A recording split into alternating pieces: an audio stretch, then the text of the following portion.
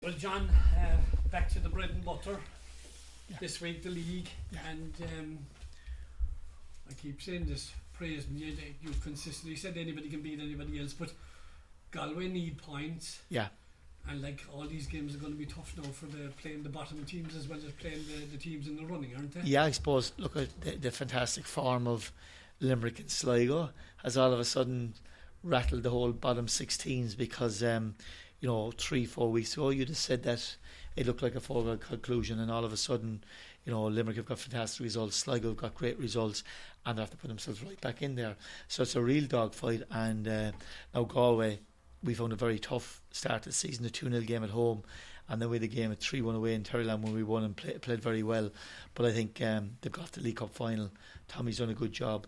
They've suffered a bit like us over the last 3 or 4 weeks with a lot of players out injured, and but the word is there's possibly have 4 back for this weekend, which will make them a lot stronger. So again, really funny game in the sense that we just have to be on our game. We have to be focused. They went to Limerick 6 weeks ago and won 4-1 up in Limerick, or 4-2. So I said anyone can beat anyone if you're not tuned in. And we're just hoping that last Friday night hopefully is a springboard for us to kick back on and have a strong run into the season. And thinking back to the Limerick game, was that a kind of a blip that you spoke about? You really need to be on your game to win every game in this league. Well, I don't look. I think on the night Limerick deserved to win, but I think we definitely had 4 or 5 individual performances that were well below par, and when that happens, then as a team, we're not the team that we've been for majority of the season. So we need every fella performing well, and as I said, if you're casual, approach a game lightly, don't give the opposition the proper respect from the start, you end up in a difficult situation, and unfortunately on that night that's what happened. So but look, let's just hope that the players realise that, and that on Friday night we'll be rightly tuned in. I think after winning last week we got the confidence back that we needed, and I'm expecting Friday night that there'll be no excuses from us and that we'll win the match. The crowd was disappointed for the cup game. We'll be encouraging them obviously to get back and get out there on Friday night. Yeah, I think whatever has gone on over the last, I suppose, 7 or 8 years in our league, the cup just doesn't seem to get the interest until you get to the final stages, certainly until you get to at least maybe the quarter finals. So there's been just for some reason across the country, if you look at the attendances, I suppose maybe the fact that all clubs have season ticket holders, and obviously it doesn't apply to cup games, that obviously has an effect. The fact the game's on TV and stuff like that. But at the same time, I think it's across the country, it's just this type of thing that the cup doesn't take significance until you get to maybe the quarter final or semi final, and so it was. Look, at this point, it was still at the same time it was 1,700 people, which was bigger than most of our crowd a couple of seasons ago. But it just shows how disappointed we are when we have a crowd of that when we're used to 3,500, 4,500 people. Yeah, they even commented last night on M&S that they thought it was a small crowd for Cork, and that's praise in a kind of a reverse way itself. Yes. You mentioned about Tommy was quite upbeat on TV last night as well, that they hadn't picked up any more injuries and they were in the cup final, as you mentioned, the League Cup final. Cork, apart from the 2 long term, what's the latest on John Kavanagh and Jenny Morrissey? John John will be out for this weekend. Darren Denny's touch and go, probably won't make Friday night, and Danny won't make Friday night, I would think, either. So from that point of view, none of that is good news. But at the same time, obviously Stephen Follen come back in because they were both cup tied last weekend, and the fact, I suppose, that Billy got 20 minutes under his belt will mean that obviously he's getting a bit of match sharpness, which is what he needs. And Billy coming back, as you said, it's like signing a player in the transfer window in July, really, isn't it? Well, I suppose the fact that it looked like he was gone and he's not gone, and I don't want to put too much pressure on Billy because, to be fair, he's had a difficult time, and obviously he's been away for a month, and he's come back in the last couple of weeks, trained really hard, but he lost the match sharpness. So I think it was good for him to get on and get 20 minutes, and obviously it was good for him to score as well. So from now to the end of the season, let's certainly hope that he's putting in the top performance that we all know he can do. He got a great reception as well from the crowd, didn't he? Absolutely, and I wouldn't have expected anything else. And as I said, I keep saying at the end of the day, we all want the best for Cork City. My job is to run the club properly, and I keep saying things happen, situations change. I don't look back, I drive on, I go forward, and I've had a good chat, and Billy's attitude has been great, and I'm just hoping that he can hit top form for the run into the season, and if he does, it'll be great for everyone. Cav's injury is a kind of an ongoing worry, though, isn't it? It is, and it's disappointing because he got 70 minutes against Shamrock Rovers, and we didn't put him in the other night because he was a bit tired, and we brought him in, and he did great when he came in, and it's just been a niggly injury which hasn't done him any favours, and obviously the fact he's been out for so long for us hasn't been good either. But it's not long term, but he certainly is going to miss this weekend. John, it's 3 games in 9 days again, I think that's coming up obviously Monday night. Yeah. It's not ideal, it's supposed to be playing them again so soon, but it's important not to keep the run of results going as well. Yeah. Before you go to Derry for the cup. Well, it is because like we're second in the table. And at the end of the day, the top 3 are in Europe.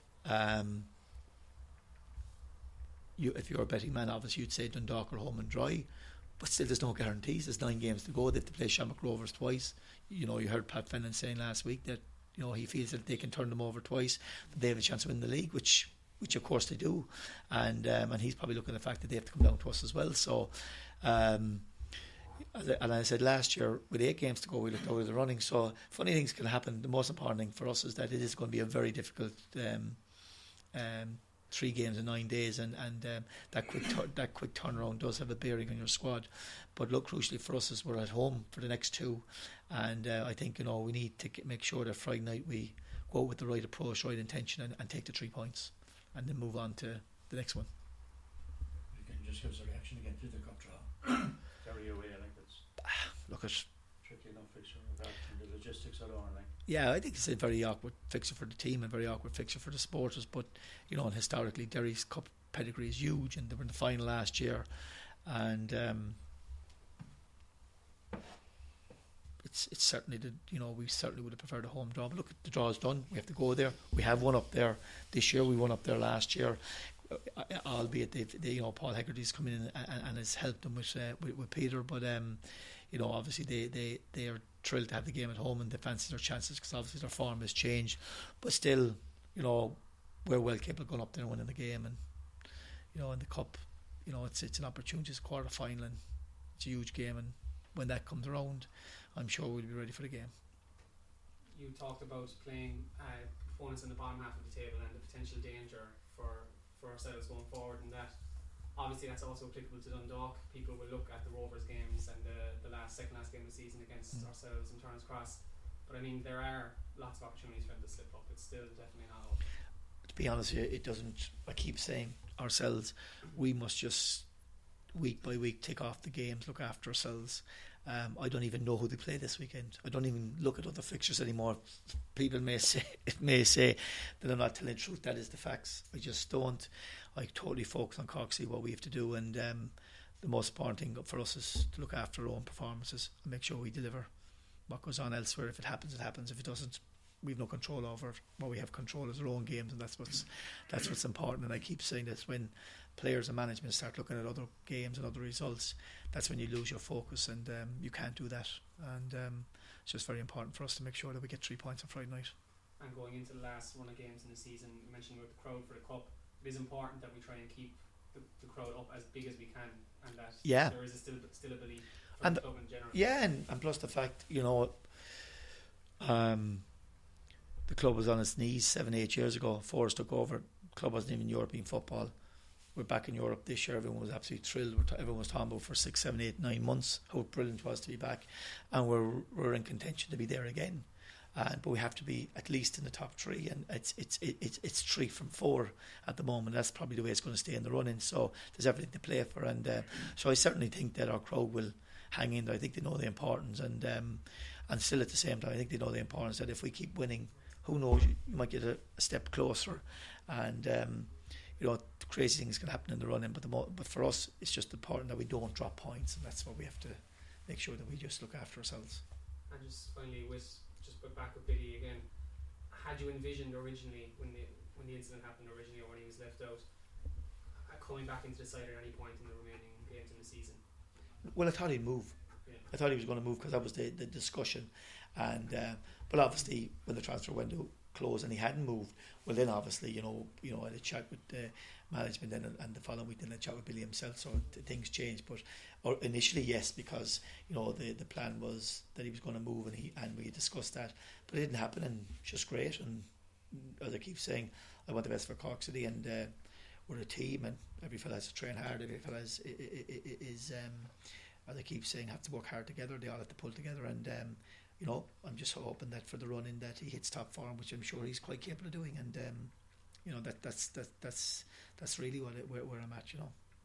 It's a fickle game, John, isn't it? Because Pats went on a run of 9 wins on the bounce, and then lost, and we suffered the same fate, losing to Limerick, and then it just shows it's a very even league, really, isn't it? It is, and I think it's, to be fair, Dundalk have set the standard, and I think if you look at it over the last, number of years, 10, 15 years, no team has retained the league, which is great, to be fair. It's not like in England where you get one or two money men and they buy up 2 clubs and they take over the whole show, and it's great that our league, that we always have 4 or 5 teams that are challenging each other, and that no team is dominating year after year. This is the first year that Dundalk have a real opportunity of going back to back, and they've set the bar. We were close last year. Probably we got close to them because a lot of people underestimated us, but this didn't happen this year, and even though we've a better team this year, we've had more challenges. But absolutely, and as I keep saying, it's up for us as a club to make sure that we're challenging and trying to win trophies and stay at the top, and it's been great. But as you say, Billy, you switch off for a game or two, you're knocked out. Everyone says everything is wrong, and it's a bit like Pats. They were fantastic for 3 months. They have 2 bad games, and everyone says then there's crisis, but that's society nowadays. Yeah. So go back to the old days without social media, and before it was never, but the attention now is so detailed, and I suppose a lot of supporters are gone very aggressive in the sense that they just don't want any disappointment. That's just the way it is, and just kind of unsocial media. It's different, and there's no doubt, and even I think if you look at even from our own point, even when you win, a lot of people are still critical because you only won 2-0 when you should have won 5-0, and that's just part of the modern society, and it's a bit like as if, and I think I've said it quite a number of occasions, and I look back, I've often kept saying that when we win, for our supporters, enjoy the win. We've been a lot of years where we haven't been winning a lot of matches, whereas our record in the last 2 years has been phenomenal in the sense that we've won the majority of our games. So sometimes you just have to go away and you win and just enjoy the win and move on into the next day. And I think was a suspension coming up now. He can play this weekend, but I think he's out for Pats. But just generally on the disciplinary, it's been excellent this year. Yeah. We only have 1 red card, I think. Yes. 2 we dig in the League Cup. Yes. You must be pleased with it from that point of view. But I am. It's a critical part of having players available as well, isn't it? Over the course of the season. It is, and to be honest, I actually believe that the ruling with the 5 cards they've extended from 4 to 5 this year, and I think our suspensions has been absolutely phenomenal. And but I think it gets to a point in the season where we're after 23, 24, 25 games, and I think there should be an amnesty. The fellas have 3 or 4 cards that should be cut, unless they're repeat offenders. Because I think you could end up having getting 5 bookings over 40 matches is nothing nowadays. But when in from the point of view that and a lot of our bookings have been challenge for the ball. There's been no malice, but I think the bigger picture, I think what it's done, Noel, it's taken away this perception that when I took over that we were kicking everyone and this nonsense that was going on. I think people realised that big physical that we have to play, we have to score, we try to play for the back through midfield, and our discipline is good, but it has to be good because you can't have players being sent off and missing matches. To not give them an amnesty for the last couple of matches of the season. Yeah. Do away with the carryover. Yeah, I think there needs to go to a point where that you had a situation, you have a situation where you could have a guy on potentially 4 bookings over the whole season, and he could miss the last match of the season or second last match because he might pick up a 5th. I think it gets to a point where, unless they're repeat offenders, or if anyone maybe from 3 down, they should go back to square one. I think it's it's a bit harsh that way, But that's just my own personal. I suppose the good thing it went from 4 to 5, which at least was something. Personally, I think probably it should probably go a little bit higher, but. I definitely think that if a guy get 3 at this point of the season, he's after playing 3 quarters of the season, he's only 3 bookings. I think maybe they should go back to 0 or something, because there's a danger that he may pick 1 in September, 1 in October, and miss a crucial match, which I think is probably a little bit unfair. I think there was some case last year. Was it Barry Murphy missed the goalkeeper Rovers the last game of the season, or the first game of this season, because he had 5 bookings? It was. And I don't think it should be a carry-on. I think that should be it. I think we remember at the start of this season there was a lot of players missed the very first game of the season for carry-over. I think if it's a sending off, fair enough, but I think if it's bookings, it should be just left. And historically, with the club, in comparison to getting the cup finals in 2005, Roy O'Donovan was suspended. Correct. In 2007, Neil Horgan was suspended. Because they were both beside me in the stand, and they were doing radio, so you're right, like it could ruin the fella's season, really.